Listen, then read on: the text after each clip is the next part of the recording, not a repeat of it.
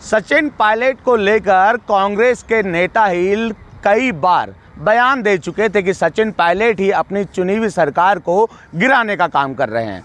मानेसर कांड जब हुआ, लगातार कांग्रेस में ही आरोप प्रत्यारोप का दौर शुरू हो गया और उस वक्त मुख्यमंत्री रहे अशोक गहलोत भी कहते हुए नजर आ रहे थे कि सचिन पायलट अपनी सरकार को गिराने का काम कर रहे हैं।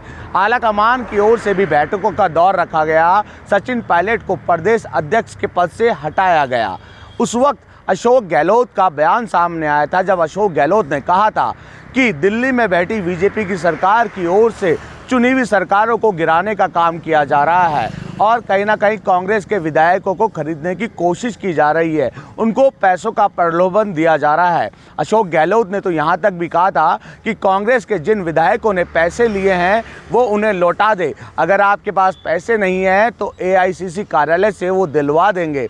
इस तरह के बयान दिए गए, लेकिन सचिन पायलट साफ तौर पर कहते हुए नजर आए थे कि मैं केवल आलाकमान के सामने अपनी बात रखने आया था और अपनी बात को उन्होंने पहुंचा दिया। उसके बाद वापस विधानसभा का सत्र शुरू हुआ तो वो विधानसभा में अपने विधायकों के साथ पहुंचे, लेकिन एक निजी चैनल को दिए गए इंटरव्यू में उन्होंने साफ तौर पे कहा वो सरकार गिराने के पक्ष में नहीं थे, सरकार बचाने के पक्ष में थे।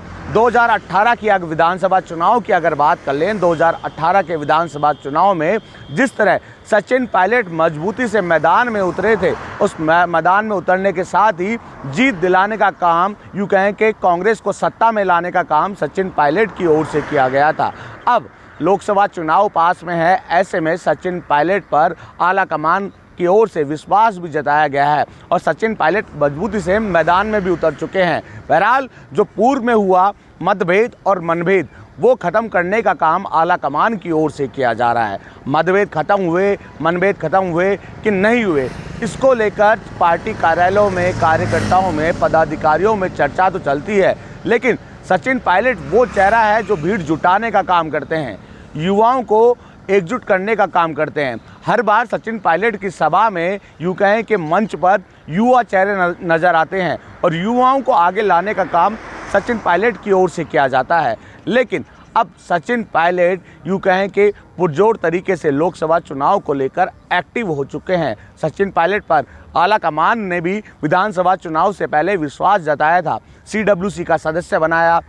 सीडब्ल्यूसी का सदस्य बनाने के बाद सचिन पायलट की ओर से ताबड़तोड़ सभाएं की गई, सभाओं के माध्यम से जनता का मन टटोलने की कोशिश भी की गई।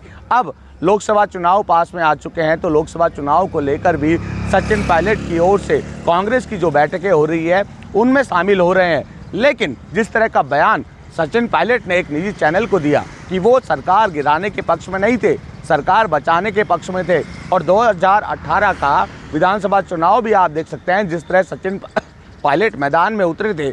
मैदान में उतरने के साथ ही उन्होंने जो है सत्ता में लाने की जो बात कही थी और सत्ता में कांग्रेस को लेकर भी आए।